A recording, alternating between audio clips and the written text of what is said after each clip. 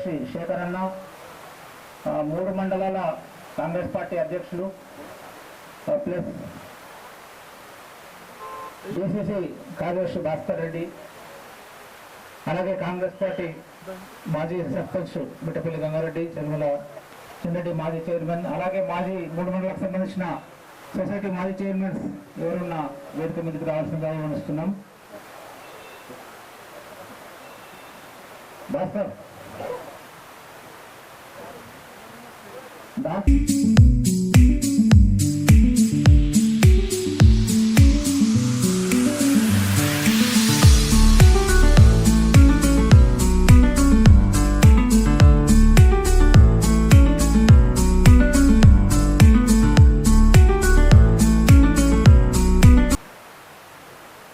ఇక్కడికి వచ్చేసిన ఇందెల్వాయి, సిరికొండ, దర్పల్లి మండలాలకు సంబంధించిన అందరి అధికారులకు, ప్రజాప్రతినిధులకు, మా సర్పంచులకు, గౌరవ ఎమ్మెల్యే గారికి సాధారణంగా స్వాగతం పలుకుతున్నాం. ఇక్కడ ఈరోజు సిరికొండ మండలానికి సంబంధించిన, దర్పల్లి మండలానికి సంబంధించిన, తర్వాత ఇందల్వాయి మండలానికి సంబంధించిన చెక్కుల పంపిణీ గౌరవ ఎమ్మెల్యే గారి చేతుల మీద జరుగుతుంది. దయచేసి క్రౌడ్ కాకుండా ఎవరిని పిలిస్తే వాళ్ళు పేర్ల వారీగా ఇక్కడికి వచ్చి నించొని సార్ చేతుల మీదుగా చెక్కులు అందుకుంటారని కోరుకుంటున్నాను. Thank you sir. 3 మండలాలకు సంబంధించిన కళ్యాణ లక్ష్మి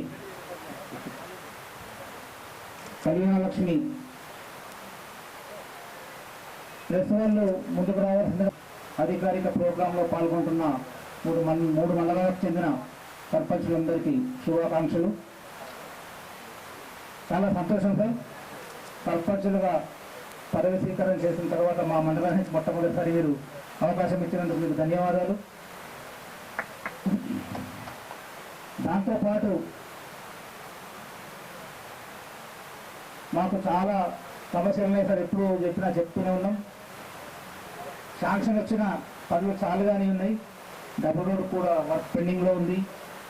దాంతోపాటు మండల హెడ్ నుండి అన్ని గ్రామాలకు కూడా టెండర్లు అయి కూడా ఏ వరకు స్టార్ట్ కాలేదు. కొంచెం కాంట్రాక్టర్లకు మాట్లాడి పనులు మొదలు పెట్టించాలని చెప్పి తెలియజేస్తూ, అలాగే మీరు దర్పల్లి మండలానికి ప్రాధాన్యతనిచ్చి ప్రతి రోడ్డు దర్పల్లి మండలం నుండి ప్రతి గ్రామానికి రోడ్లు మంజూరు చేయడం కాకుండా టెండర్లు పూర్తి చేసి కాన్స్టిట్యూషన్లోని అత్యంత ప్రాధాన్యతనిచ్చి ఏర్పాట్లకు ఇళ్ల మంజూరు ఇవ్వడం కానీ, ఎన్ని రోజులుగా పెండింగ్లో ఉన్న డబుల్ బెడ్రూమ్ ఇళ్ల పంపిణీ కానీ పూర్తి చేసి, అలాగే డబుల్ బెడ్రూమ్లో ఇల్లు కానీ ఎలిజిబుల్ పర్సన్ చూసి మరి ప్లాట్లు ఇస్తామని చెప్పి వాళ్ళకు భరోసా ఇచ్చి సమస్యను పరిష్కరించి నాకు చాలా సంతోషంగా డబుల్ బెడ్రూమ్ పంపిణీని పూర్తి చేశారు. మీకు ధన్యవాదాలు సార్. ఆ రోజు అవకాశం రాలేదు చెప్పడానికి, కాబట్టి ఈరోజు చెప్తున్నాం. అలాగే మా దర్పల్లి గ్రామం మీద, దర్పల్లి మండలం మీద మీరు ఇలాగే శ్రద్ధ ఉంచి అభివృద్ధిలో మా మండలాన్ని ముందుకు తీసుకెళ్లాలని చెప్పి మిమ్మల్ని అభ్యర్థిస్తూ నాకు ఈ అవకాశం ఇచ్చినందుకు ధన్యవాదాలు తెలియజేస్తూ ముగిస్తున్నాను. ఇందల్వాయి, సిరికొండ మండలాల కళ్యాణ లక్ష్మి షాదీ ముబారక్ చెక్కుల పంపిణీకి వచ్చేసినటువంటి మా ఎమ్మెల్యే గారు భూపతి రెడ్డి సార్ గారికి, వివిధ మండలాల నుంచి వచ్చేసిన సర్పంచులకు, అధికారులకు, అనధికారులకు అందరికీ పేరు పేరున నా హృదయపూర్వక నమస్కారాలు. ప్రభుత్వం ఏర్పడి 2 సంవత్సరాలు అవుతుంది. గత ప్రభుత్వం గతంలో 10 సంవత్సరాలు పరిపాలించిన బీఆర్ఎస్ ప్రభుత్వం రాష్ట్రాన్ని అప్పుల కుప్పగా చేసి ఈరోజు మన కాంగ్రెస్ ప్రభుత్వానికి అప్పచెప్తే 2 సంవత్సరాల నుంచి ఆర్థిక ఇబ్బందులు ఉన్న రాష్ట్రాన్ని చక్కదిద్దుతూ ఈరోజు ప్రజలకు, ప్రజాప్రభుత్వంకు అందుబాటులో ఉంటూ ప్రజలకు అవసరాలను తీరుస్తూ ఈరోజు కాంగ్రెస్ ప్రభుత్వం, ప్రజాపాలన ప్రభుత్వం, రేవంత్ రెడ్డి గారి ఆధ్వర్యంలో ఈరోజు మేము ముందుకు సాగుతున్నది ప్రభుత్వం. కళ్యాణ లక్ష్మి చెక్కులు ఇస్తున్నాము.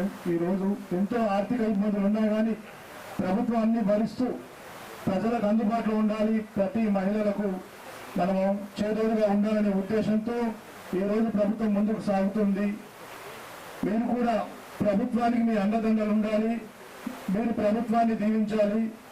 ఇంకో 10 సంవత్సరాలు రేవంత్ రెడ్డి గారు సీఎం ఉండాలి, మా ఎమ్మెల్యే గారు భూపతి సార్ ఎమ్మెల్యే ఉండాలని మేము ఆశిస్తూ నాకు ఈ అవకాశం ఇచ్చిన అందరికీ ధన్యవాదాలు. ఈరోజు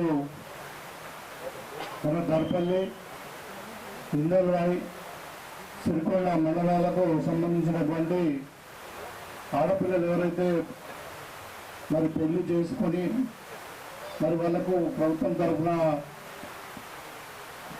కళ్యాణ లక్ష్మి చెక్కులను అందించడానికి దర్పల్లి గ్రామానికి 64 మంది, మరి ఇందల్వాయి మండలం నుండి 42, అదేవిధంగా దర్పల్లి నుండి 92,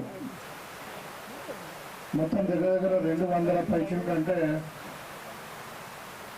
మరి 2 కోట్లు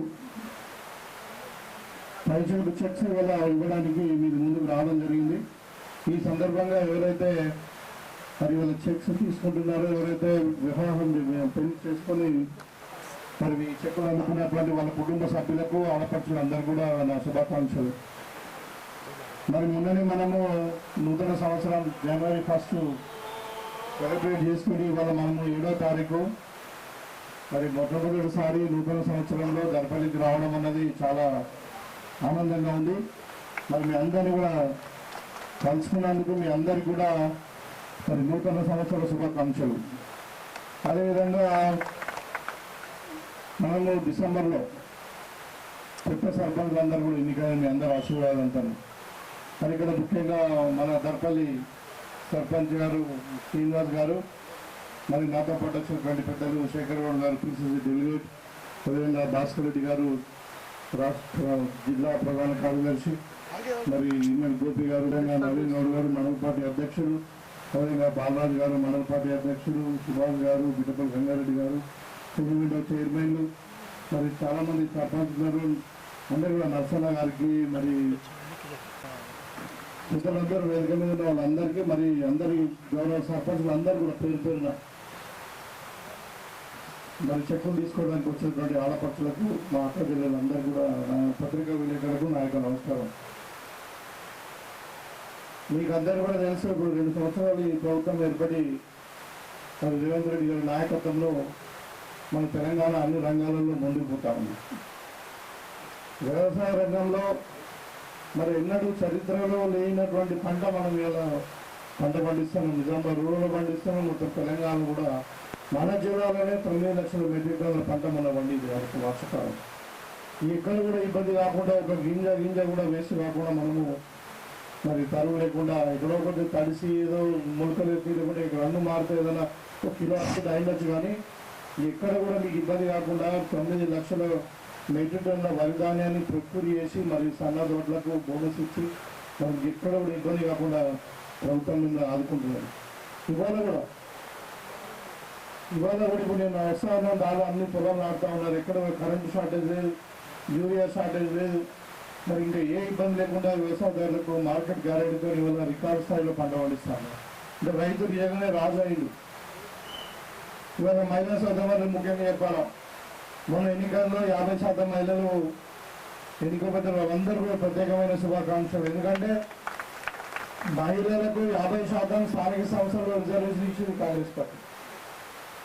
అందుకనే మీరు కాంగ్రెస్ పార్టీ పుణ్యమాని, మరి ఇందిరాగాంధీ పార్టీ పుణ్యమా అని చెప్పి రాజశేఖర రెడ్డి గారి టైంలోనే మీకు అందరూ కూడా 50% రిజర్వేషన్ ఇవ్వడం జరిగింది. ఇవాళ రేవంత్ రెడ్డి గారి నాయకత్వంలో కళ్యాణ లక్ష్మి చెక్స్ కాదు, ఇవాళ మీకు అందరూ కూడా వడ్డీ లేని రుణాలు ఇస్తా ఉన్నాం. మీరు అది గమనించండి. గతంలో ప్రభుత్వాలు చెప్పినాయి, ఎవరు కూడా చేయలేదు. వడ్డీ రాయితీ కిందనే దగ్గర 20 కోట్ల రూపాయలు మరి మన జిల్లాకు రావడం జరిగింది. నేనే 6 కోట్ల రూపాయలు 3 సార్లు నేను చెక్స్ ఇవ్వడం జరిగింది. మరి వడ్డీ రాయితీ కొరకు చరవణ ఇంటి లేకుండా రుణాలు ఇస్తా ఉన్నాం కదా. మరి ప్రభుత్వం 1 లక్షల దూరం ముందుకు పోతా ఉన్నారు. 1 కోటి మంది మహిళలను కోటీశ్వరులు చేయాలి. దాని కొరకు అవసరమైతే 1,00,000 కోట్ల రూపాయలు బ్యాంకు నుండి రుణాలు తీసుకొని ప్రతి సంవత్సరం 20,000 కోట్ల రూపాయలు రుణాలు మహిళలకు అందించాలని చెప్పి లక్ష్యంతో మనం ఇందిరా మహిళా సశక్తి పేరు మీద మనం ముందుకు పోతా ఉన్నాం. గతంలో కాకుండా ఏది కోళ్ళ వ్యాపారమో పాల వ్యాపారమో కాకుండా ఇవాళ మహిళలు ఆర్టీసీ బస్సులు ఉచిత ప్రయాణమే కాదు, మీరు ఆర్టీసీ బస్సులో ఓనర్ అవుతున్నారు. మీరే బస్సులు కొనుక్కున్న ఆర్టీసీకి మరి కిరాయికి ఇచ్చేసి రెంట్కి ఇచ్చేసి 70,000 రూపాయలు నెలకు సంపాదించేటువంటి పరిస్థితి ఉంది కదా. పెట్రోల్ బంకులు పెట్టుకుంటున్నారు, గిడ్డంగులు పెట్టుకుంటున్నారు, సోలార్ ప్లాంట్స్ పెట్టుకుంటున్నారు. ఇవాళ మహిళలకు పెద్దపీట వేసినటువంటి ప్రభుత్వం ఏదైనా ఉందంటే కాంగ్రెస్ పార్టీ, మరి అది ఇందిరమ్మ పార్టీ, అది రేవంత్ రెడ్డి గారి నాయకత్వంలో జరుగుతూ ఉంది.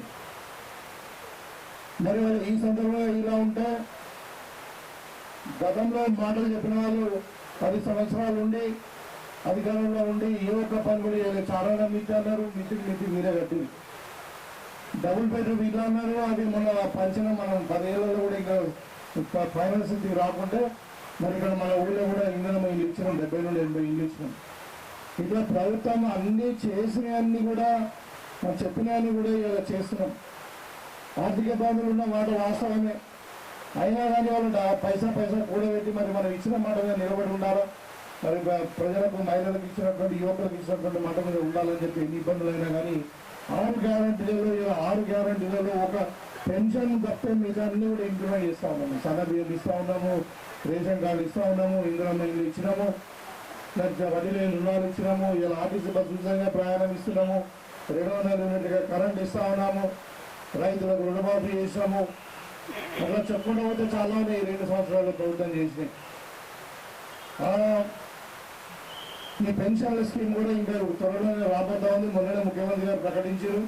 మనకి మార్చి వరకు ఇంకా కొంచెం ఆర్థిక ఇబ్బందులు ఇంకా తగ్గుతాయి. లోన్స్ అన్ని రీషెడ్యూల్ అవుతా ఉన్నాయి, మనకి ఈఎంఐ తగ్గుతూ ఉంది, ఇంట్రెస్ట్ రేట్ తగ్గుతూ ఉంది. ఆ మార్పు మొత్తం అప్పు చేసిపోయింది, 9 లక్షల కోట్లు అప్పు చేస్తుంది. ఒకటి అన్ని సర్దుకుంటా ఉన్నాం. ఇలా పునర్నిర్మాణం జరుగుతూ ఉంది తెలంగాణలో. ఇవాళ మనం ఏప్రిల్ మే తర్వాత నెక్స్ట్ బడ్జెట్ తర్వాత మరి పెన్షన్ కూడా ఇస్తామని చెప్పి ముఖ్యమంత్రి గారు ప్రకటించారు. మరి ఆలస్యమైన మీరు అందరూ కూడా మరి చెప్పారు కానీ ఇంకా చేస్తలేరని. మీరు అందరూ కూడా మాకు అవకాశం ఇచ్చిన 5 సంవత్సరాలకు నేను రాగానే తెల్లారేయాలంటే ఏ ప్రభుత్వానికి ఎవరికి కుదరదు. అది కూడా మనోడు మొత్తం అప్పు చేసిపోయిందని చెప్తున్నా కదా. మొత్తం దివాళా తీసి తెలంగాణ అప్రూప్ చేసిపోయింది. మొత్తం కుటుంబం దోసుకొని ఇవాళ వాళ్ళ రోడ్డు మీదకి వచ్చి వాళ్ళే ఏడుస్తున్నారు. మన కవిత ఏడ్చి చూసారు మీరందరూ. ఎందుకు ఏడ్చింది చేసా? ఎందుకు ఏడ్చింది? తెలంగాణ అప్పపాలు చేసాము, నేను తెలంగాణ దోసుకున్నామని కాదు, దోసుకున్న దాంట్లో నాకు సాయం ఇవ్వలేదని. అది అయ్యే బాగా సంపాదించిందంటే ఇవాళ ఆస్తి ఇవ్వలేదని ఏడుస్తుంది. ఆత్మగౌరవం అంట. ఆత్మగౌరవము ఎప్పుడైనా తెలంగాణ ఉద్యమకారులకు ఎవరికి న్యాయం చేసిరా? ఇదే డాక్టర్ భూపతి రెడ్డి ఇవాళ మీ ముందు ఎమ్మెల్యే ఉన్నటువంటి వ్యక్తి. నేను తెలంగాణ 2001లో తెలంగాణ ఉద్యమంలో వచ్చినాం, ఇక్కడ దర్పేటికి వచ్చినాం, ఇదే మార్కెట్లో తిరిగినాం. ఇవాళ నేను నిర్మాణం చేసి మరి అప్పుడు తెలంగాణ ఉద్యమానికి అన్యాయం జరగలే అంటే నీకు అన్యాయం జరుగుతుంది మేము దుఃఖం వస్తున్నది. వేరే గుంపం వచ్చినప్పుడు కాలే అంటే ఇట్లా ఎంతమంది గుంపం వచ్చారు మీరు? ఇప్పుడు నేనంటే డాక్టర్ కాబట్టి నాకు గుర్తుంది కాబట్టి ఇది లేకుండా చేసుకొని బతికిరా. కానీ చాలా మంది ఆత్మహత్య చేసుకున్నారు. అప్పుల పాలైపోయి జీవితాలు ఖరాబ్ అయిపోయి ఉద్యోగాలు రాక తెలంగాణ ఉద్యోగాలు పనిచేసి ఎన్నో కుటుంబాలు నాశనమైన రోజులు ఉంటాయి. కానీ ఇలా అందరి రక్త మాంసాలతో అందరి త్యాగాలతో తెలంగాణ వస్తే ఎవరు బాగుపడ్డారు? కేసీఆర్ కుటుంబం ఒకరు బాగుపడలే, ఇంకొకరు వచ్చిందా?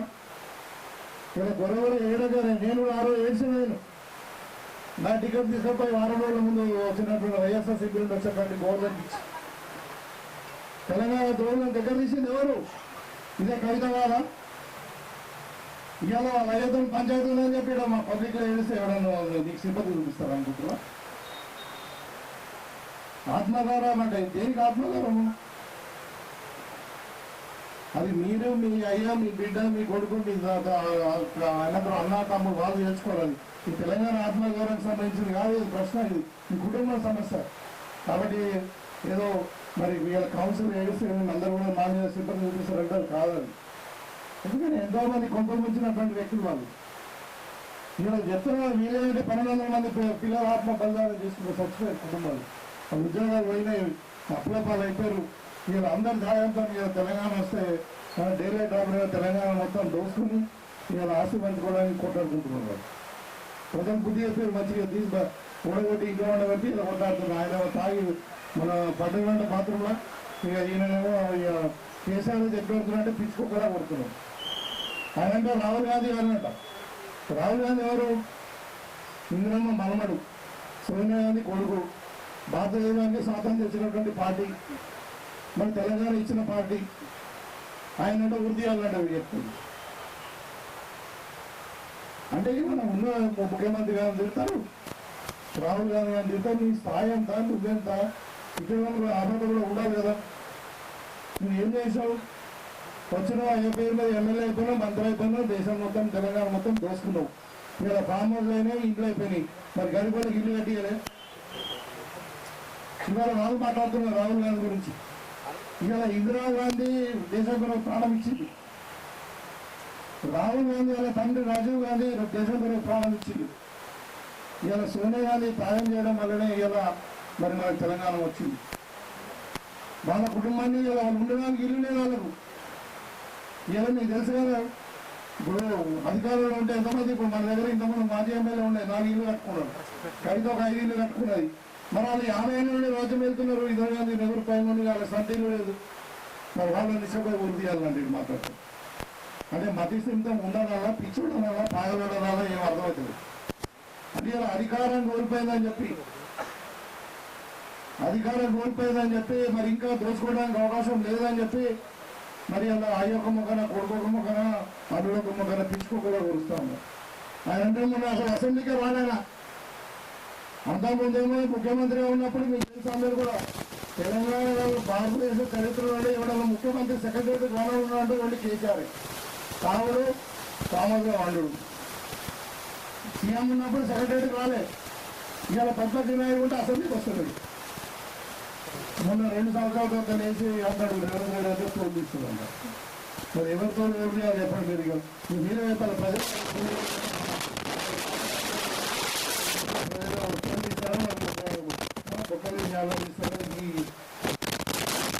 ప్రజలు మరి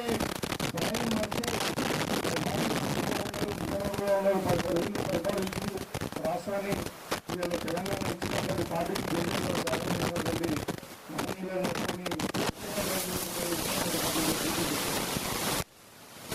నేనే అనుకుంటా కొంచెం అంటే మైండ్ దొబ్బింది. అది పిచ్చర్ల దగ్గర చూపించుకుంటే మంచిగా ఉంటుంది. పెద్దగా చెప్తాను. ప్రజల సమస్య మీద మాట్లాడుతున్నాయా? ప్రభుత్వం ఏమన్నా మీరు 10 ఏళ్ళు ఏం చేయలేదు, ఇలా మేము చేస్తున్నాము. సరే మా దగ్గర కూడా మేము 100% అంతా బాగుంది అంటలేము. ఏమైనా తప్పు జరిగితే మీరు సూచించండి ప్రజలకు, ఇట్లా ఏందా కదా ఏందని. కానీ వ్యక్తిగతంగా సూచించండి. అదే మస్తీ పేరు బలం లేదు, భయం లేదు. పూర్వకాలం ఇప్పుడు అన్నం లేదు, అన్నం ఉంటే దీపాలు పెడుతుంది. అంటే అట్లా తయారైంది వ్యవహారం. కాబట్టి మీరు గమనించండి ఎవరైందన్నది. ఎక్కడికి వెళ్ళి వచ్చినాయి మీకు? ఇంటికన్నా డబ్బులు దోసుకుంటాయి కదా. అంటే వాళ్ళు ఏమైనా మాట్లాడుతున్నారు రేవంత్ రెడ్డి గారి మీద, రాహుల్ గాంధీ గారి మీద. కాబట్టి వాళ్ళ వ్యవహార శైలి అది కరెక్ట్ కాదు. ప్రజాస్వామ్యంలో ప్రజలు నిర్ణయించరు. మీకు అధికారం ఇచ్చారు 10 ఏళ్ళు, మీరు ఏం చేయాలో చేయలే. ఒక పేదోనికి డబుల్ బెడ్రూమ్ ఇవ్వాలి, ఒక పేదోనికి 3 ఎకరాల పొలం ఇవ్వాలి, ఒక పిల్లల చదువుకోవడం ఉద్యోగం ఇవ్వాలి. ఇలా వాళ్ళు వచ్చి ప్రజల చేత ఎన్నుకున్నటువంటి ముఖ్యమంత్రి గారిని పట్టుకొని ఇష్టమంటూ మాట్లాడుతుంటే మేము ఊరుకునే లేదు. కేటీఆర్ జాగ్రత్త చెప్తున్నాం. మీరు ఇదే విధంగా పద్ధతిగా మార్చుకోకుండా ఇష్టం ఉన్నట్టు మాట్లాడితే, నోటికి వచ్చింది మాట్లాడితే, మొన్న మా ముఖ్యమంత్రి గారు అన్నారు అసెంబ్లీలో అన్నారు, 10 రోజులు ఇస్తాను కాదు మీ నాకే వస్తాను అన్నారు. నిజంగానే మా కార్యకర్తలు అందరూ ఎంబడబడితే మీ టీఆర్ఎస్ ఎక్కడ కూడా బయట తిరగలేరు. కొడుక నేనైతే బట్టలు ఎత్తి కొడతామని చెప్తాము. ఏం తమాషా, మర్యాద లేదా? అందుకని మీరు మర్యాద ఇస్తే మర్యాద ఇస్తాం. ఏం చెప్తాం?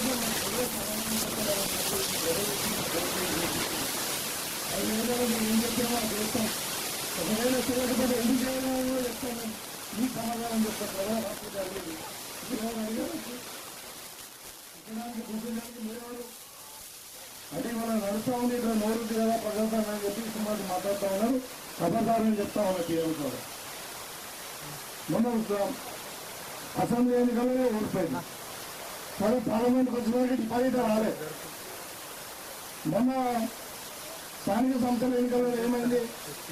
ఎక్కడనో మండలం 1 గెలిచారు, మిగతాలందరూ కాంగ్రెస్లో గెలిచారు, లేదంటే ఇండిపెండెంట్ గెలిచారు. ఇవాళ మొత్తం వాళ్ళు మాట్లాడుతున్నారు ప్రజలు.